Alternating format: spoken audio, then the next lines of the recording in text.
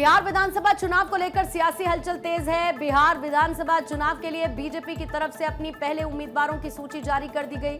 इस सूची में कुल 9 महिला उम्मीदवार हैं और बीजेपी के पहले उम्मीदवारों की लिस्ट में सम्राट चौधरी के अलावा रामकृपाल यादव, संजीव चौरसिया, विजय सिन्हा, श्रेयसी सिंह, मंगल पांडे जैसे बड़े नाम शामिल हैं। बीजेपी के उम्मीदवारों की पहली लिस्ट में जारी होने के बाद सूत्रों के हवाले से खबर है कि जेडीयू और बीजेपी के बीच बिहार में सीट शेयरिंग को लेकर खींचतान शुरू हो गई है। सीएम नीतीश कुमार एनडीए में सीट शेयरिंग के फॉर्मूले से नाराज हैं और अब बीजेपी उम्मीदवारों की पहली लिस्ट भी आ चुकी है। अब ऐसे में बीजेपी ने कुल 71 उम्मीदवारों के नाम का ऐलान कर दिया है। एनडीए के खेमे में तस्वीर साफ होती नजर आ रही है, तो वहीं दूसरी तरफ महागठबंधन का जो खेमा है वो अभी भी सीट शेयरिंग के फॉर्मूले पर उलझा हुआ नजर आ रहा है। इसी बीच सोमवार को आरजेडी प्रमुख यादव ने कई प्रत्याशियों को चुनाव का टिकट दे दिया, लेकिन अब खबर है कि तेजस्वी यादव के निर्देश पर सभी उम्मीदवारों से टिकट वापस ले लिया गया है। पटना से दिल्ली तक महागठबंधन के खेमे में मंथन जारी है और सीट शेयरिंग के मुद्दे पर आम राय बनाने की जो कोशिश है वो इस समय महागठबंधन में की जा रही है। सूत्रों के हवाले से खबर है कि बिहार में आरजेडी 130 सीटों पर चुनाव लड़ सकती है, जबकि कांग्रेस के खाते में 55 सीटें आ सकती हैं, जबकि मुकेश सहनी की पार्टी वीआईपी को 20 सीटों पर चुनाव लड़ने का मौका मिल सकता है। साथ ही वाम दलों के खाते में 35 सीटें जा सकती हैं। अगर 2020 विधानसभा चुनाव पर नजर डाले तो महागठबंधन में शामिल आरजेडी ने 2020 में 144 सीटों पर चुनाव लड़ा था और आरजेडी को 75 सीटों पर जीत मिली थी, तो वहीं कांग्रेस ने 70 सीटों पर चुनाव लड़ा था और कांग्रेस को सिर्फ 19 सीटें ही मिली थी। हरियाणा के सीनियर आईपीएस वाई पूरन कुमार के सुसाइड केस में एक बड़ा डेवलपमेंट हुआ। आईपीएस वाई पूरन कुमार के सुसाइड के मामले में जांच करने वाले अधिकारी संदीप लाठर ने खुदकुशी कर दी। संदीप लाठर का सुसाइड नोट सामने आया है। दरअसल हरियाणा के सीनियर आईपीएस वाई पूरन कुमार के सुसाइड मामले में रोज रोज नए खुलासे हो रहे हैं। इससे पहले पूरन कुमार के सुसाइड मामले में हरियाणा सरकार ने बड़ा एक्शन लिया था। मुख्यमंत्री नायब सिंह सैनी ने परिवार से मुलाकात की थी। ये भरोसा दिया कि जांच पूरी तरीके से निष्पक्ष रहेगी, न्यायिक प्रक्रिया पर कोई प्रभाव न पड़े। इसके लिए हरियाणा के डीजीपी शत्रुजीत कपूर को लंबी छुट्टी पर भेज दिया गया था।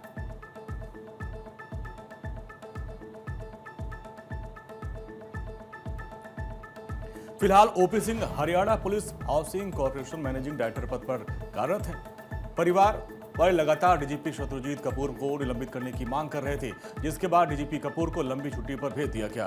आपको बता दें कि 7 अक्टूबर को आईपीएस पूरन कुमार ने चंडीगढ़ सेक्टर 11 स्थित अपने आवास पर कथित तौर पर गोली मारकर खुदकुशी कर ली थी। पूरन कुमार के सुसाइड करने से पहले एक 8 पन्नों का नोट भी लिख रखा था। इस नोट में उन्होंने डीजीपी शत्रुजीत कपूर समेत 8 लोगों पर उन्हें परेशान करने, छवि खराब करने के साथ साथ जातिगत भेदभाव करने का भी आरोप लगाया था, जिसके बाद परिवार लगातार इन लोगों के खिलाफ कार्रवाई करने की मांग कर रहा था।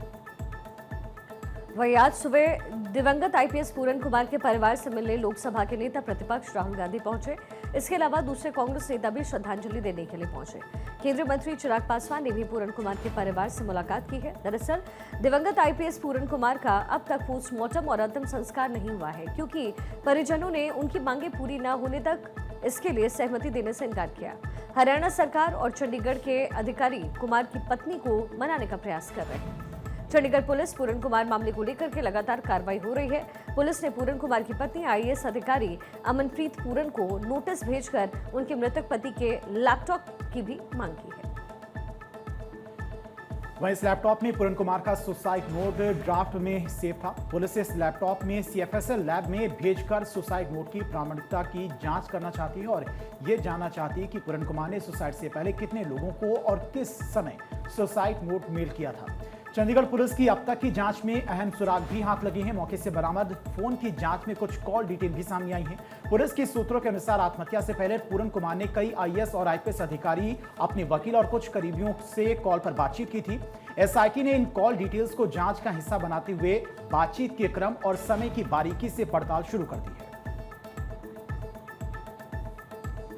एनएसजी के स्थापना दिवस के मौके पर गृह मंत्री अमित शाह ने हरियाणा के मानेसर में एनएसजी ट्रेनिंग सेंटर का उद्घाटन किया। इस दौरान अमित शाह ने कहा कि एनएसजी ने बीते 4 दशकों में आतंक के खिलाफ बड़ी लड़ाई लड़ी है। एनएसजी ने 1984 से लेकर अब तक हर जगह सर्वोत्तम सुरक्षा के ध्येय को जमीन पर उतारा और देश की सेवा के लिए एनएसजी की टीम हमेशा तत्पर नजर आती है।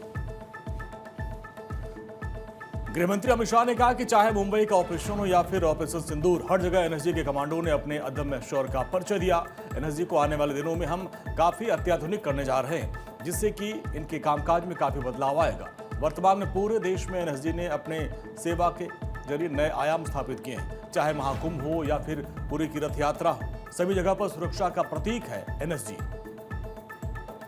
तो एनएसजी ने सर्वत्र सर्वोत्तम और सुरक्षा, ये तीनों मंत्र को जमीन पर उतारते हुए 1984 से ऑपरेशन अश्वमेघ, ऑपरेशन व्रत शक्ति, ऑपरेशन ढांगू, अक्षरधाम का हमला, बंबई पर का हमला, कई सारे राष्ट्रीय संकटों को बहादुरी से और अपनी कुने से राष्ट्र को सुरक्षित किया है। और पूरा देश आज एनएसजी की बहादुरी, वीरता और समर्पण पर पूरा देश नाज करता है। और गृहमंत्री अमित शाह ने कहा है कि प्रधानमंत्री मोदी के नेतृत्व में आतंकवाद के खिलाफ जीरो टॉलरेंस की नीति अपनाई गई है। एनएसजी के कई सेंटर देश में बनाए जा रहे हैं, जिसमें अयोध्या का एनएसजी सेंटर सबसे लेटेस्ट है। सरकार की कोशिश यहाँ ये है कि देश के किसी भी इलाके में अगर कुछ होता है तो तत्काल प्रभाव से एनएसजी की टीम वहां पर पहुंच पाए। इसको ध्यान में रखते हुए एनएसजी के सेंटर्स इस समय बनाए जा रहे हैं। आने वाले दिनों में हम एनएसजी के काम में भी बहुत बड़ा बदलाव करने जा रहे हैं। 6 हब अब तक एनएसजी के बन चुके हैं। मुंबई, चेन्नई, कोलकाता, हैदराबाद, अहमदाबाद, जम्मू टास्क फोर्स और अब अयोध्या में भी बनने जा रहा है। ये 6 जगह पे एनएसजी के कमांडो 365 दिन 24 घंटा तैनात रहेंगे। उनके लिए वो सेंटर से इर्द गिर्द का एक जोन तय कर लिया जाएगा और वो स्पेशल कंपोजिट ग्रुप वो जोन पर आने वाले किसी भी अकस्मात आतंकी हमलों को मुंह तोड़ जवाब देने के लिए हमेशा उपलब्ध रहेंगे। तो केंद्रीय गृह मंत्री अमित शाह ने कहा कि धारा 370 समाप्त करने से लेकर कई तरह का काम हमने किया है। वहीं एयर स्ट्राइक और ऑपरेशन सिंदूर से हमने साबित किया कि आतंकवादी हो, पाताल में हो, छिपे हो, तब भी उन्हें ढूंढ कर मारा जाएगा और हमने ये करके भी दिखाया है। हमने पाकिस्तान के टेरर ग्रुप के हेडक्वार्टर्स को खत्म किया है। हमने आतंकवादियों के ठिकानों को नेस्तनाबूद करने का काम किया है और इन सब में एनएसजी ने सफल भूमिका निभाई है। केंद्रीय कृषि मंत्री शिवराज सिंह चौहान का आज लुधियाना का दौरा रहा। बाढ़ के बाद जहां केंद्रीय कृषि मंत्री का यह दूसरा पंजाब दौरा है। इस दौरान शिवराज सिंह चौहान ने ICAR की मक्का इंस्टीट्यूट की नई बिल्डिंग का इनॉग्रेशन किया। साथ ही पंजाब के बाढ़ प्रभावित इलाकों के लोगों के मकानों के पुनर्निर्माण के लिए पंजाब सरकार के मंत्री गुरमीत सिंह कुंडिया को मुआवजा राशि दी। केंद्रीय कृषि मंत्री ने 36,703 टूटे घरों के पुनर्निर्माण के लिए 1.60 लाख रुपए प्रति घर के हिसाब से मंत्री गुरमीत सिंह को मुआवजा राशि दी है। और वहीं केंद्रीय कृषि मंत्री ने कनक के बीज के लिए 74 करोड़ रुपए भी दिए। सरसों के लिए 3.40 करोड़ रुपए। केंद्रीय कृषि मंत्री ने कहा कि बाढ़ से कई बागों में नुकसान हुआ है और उनकी राशि भी वो देंगे। राज्य सरकार अनुमान का आकलन करे और उसकी जानकारी मुहैया कराए। पंजाब सरकार का जो भी मेमोरेंडम आएगा, मैं आज आपको ये विश्वास दिलाने आया हूं, पंजाब के जमींदारों की, किसानों की सेवा में और उनकी सहायता में कोई कसर नहीं छोड़ी जाएगी। अभी भी हमने मकान की है। कल रात को नवनीत जी, हमारे गुरमीत जी बैठे, मैं बार बार संपर्क कर रहा था, कितने घर गिरे मेरे पास, ग्रामीण विकास मंत्रालय, मुझे बता दो तो उन घरों के लिए पैसा हम भेज दें। तो मुझे पहले भेजी थी आपने 14,000 मकानों की सूची। ये 14,000 मकान हमें पंजाब सरकार ने बताया कि 14,000 मकान पूरी तरह से नष्ट हो गए। हमने उन मकानों के लिए जिसकी सूची पहले भेजी गई थी, उनके लिए पहले ही राशि भिजवाने का काम किया। हर मकान को बनाने के लिए 1,20,000 रुपया फिर से बनाने के लिए और 40,000 एक्स्ट्रा टॉयलेट के और मजदूरी के लिए लगभग 1,60,000। सीएम मोहन यादव की अध्यक्षता में आज मध्य प्रदेश सरकार की कैबिनेट की बैठक हुई। बैठक में कैबिनेट में पेंशनर्स की महंगाई भत्ता में 2% वृद्धि के प्रस्ताव पर मुहर लगा दिया गया। इसके साथ ही मध्य प्रदेश सरकार ने सोयाबीन उत्पादक किसानों को न्यूनतम समर्थन मूल्य दिलाने के लिए भावांतर योजना का अनुसमर्थन किया है। योजना के तहत प्राविधान किया गया है कि अगर मंडी में किसानों की उपज न्यूनतम समर्थन मूल्य से कम पर बिकती है तो बाकी की राशि न्यूनतम समर्थन मूल्य के हिसाब से सरकार किसान को देगी। साथ ही एमपी सरकार ने मोटे अनाज को भी प्रोत्साहित करने के लिए श्री अन्न फेडरेशन बनाने का निर्णय किया है और ये किसानों को न केवल मोटा अनाज की खेती के लिए प्रेरित करेगा बल्कि उपज की बिक्री ब्रांडिंग के लिए भी काम आएगा। दिल्ली में साउथ एशियन यूनिवर्सिटी की छात्रा के साथ 4 लोगों ने कैंपस के अंदर गैंगरेप करने की कोशिश की। आरोपियों ने उसके कपड़े तक फाड़ दिए और इस पूरे मामले को लेकर के छात्रा ने शिकायत दर्ज करवाई है। शिकायत में छात्रा ने कहा कि यूनिवर्सिटी कैंपस में कंस्ट्रक्शन का काम चल रहा है, जहां पर वारदात को अंजाम देने की कोशिश हुई। 4 आरोपियों ने मेरे कपड़े फाड़े, मुझे टच किया, ये पीड़िता का कहना है। गैंगरेप करने की भी कोशिश उसकी हुई। फिलहाल छात्रा की शिकायत पर पुलिस जांच में जुटी हुई है। पुलिस के मुताबिक ये पूरी घटना 12 अक्टूबर की है। रविवार को विश्वविद्यालय के ऑडिटोरियम के पास ये घटना हुई। साउथ एशियन यूनिवर्सिटी ने बताया है कि प्रशासन पूरी तरीके से पुलिस जांच में सहयोग कर रहा है। विश्वविद्यालय के पब्लिक रिलेशंस ऑफिसर्स ने स्टेटमेंट जारी करते हुए कहा कि पुलिस मामले की जांच पड़ताल कर रही है और विश्वविद्यालय प्रशासन पूरी तरीके से जांच एजेंसियों के साथ सहयोग कर रहा है। हम सभी छात्रों की सुरक्षा को सर्वोच्च प्राथमिकता देते हैं।